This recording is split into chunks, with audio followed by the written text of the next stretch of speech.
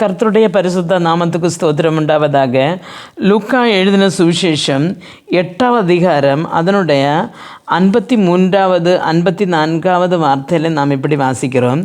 அவள் மரித்து போனாள் என்று அவர்கள் அறிந்ததினால் அவரை பார்த்து நகைத்தார்கள். எல்லோரையும் அவர் வெளியே போக பண்ணி அவளுடைய கையை பிடித்து பிள்ளையை எழுந்திரு என்று சொன்னார் என்று காணப்படுகிறது. அருமையான தேவனுடைய பிள்ளைகளை, இங்கே நாம் காண்கிறது ஒரு மரண வீடை காண்கிறோம்.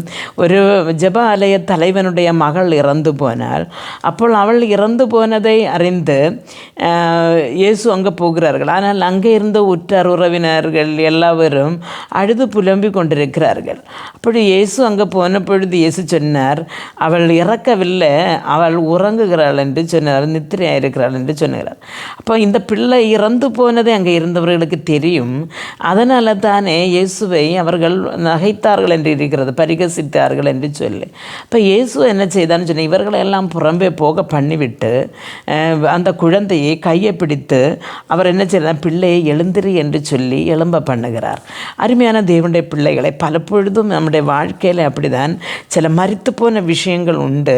இனி நடக்காது என்று சொல்லி நாம் அழுது புலம்பிக் கொண்டு அவிசுவாச வார்த்தைகளாக சொல்லி நம்ம பிரசங்கம் பண்ணுகிறதையும் தேவனுடைய வசனங்களையும் அதையும் பழித்து நகைத்து இருக்கிறவர்கள் உண்டு. ஏன்னு சொன்னால், இதெல்லாம் சரியா, இதெல்லாம் இப்படி நடக்குமா, அல்லது என்னுடைய வாழ்க்கையில் நடக்காதா அப்படி என்று சொல்லி போகிறவர்கள் உண்டு. ஆனால் அருமையான தேவனுடைய எப்பொழுது இந்த ஆண்டவர் இந்த நகைத்து கொண்டிருந்தவர்களை வெளியே ஆக்கினது போல நம்முடைய உள்ளத்தில் உள்ள அவிசுவாசமான வார்த்தைகள், அதே மாதிரி நம்முடைய வாழ்க்கை நாம் முறுமுறுப்புகள், நம்முடைய அந்த கண்ணீர்கள் சிலதையெல்லாம் நாம் புறம்பே தள்ளும் பொழுதுதான் இந்த குழந்தை எழுந்தது போல் நம்முடைய வாழ்க்கையில் சில ஆசீர்வாதங்கள் உயிர் பெற்று எழும்பும். நம்முடைய வாழ்க்கையில் இறந்து கிடக்கிற, இல்லைன்னா இனி நடக்காது என்று சொல்லி நாம் மாற்றி வைத்திருக்கிற சில ஆசீர்வாதங்கள் நடக்க வேண்டுமானால் நாம் இந்த ஆண்டவர் இந்த நகைத்து கொண்டிருந்தவர்களை புறம்பே தள்ளினது போல முறுமுறுப்புகளையும் பரிகாசங்களையும் நம்முடைய வாயில் நின்று முதட்டிலிருந்தும் இருந்திருந்தும் அகற்றி விடும் பொழுது இந்த ஆண்டவர் ஒரு நாள் நம்முடைய வாழ்க்கையில் இந்த பிள்ளையை கரம் பிடித்து உயர்த்தி விட்டது போல, அவருக்கு ஜீவனை கொடுத்தது போல, நமக்கு மரித்து போன சில ஆசீர்வாதங்களுக்கு இல்லைன்னா சிந்தனைகளுக்கு அல்லன்னா நம்முடைய ஏமாற்றங்களுக்கு ஒரு மறுபடி தருகிறதை நமக்கு உணர்ந்து கொள்ள முடியும்.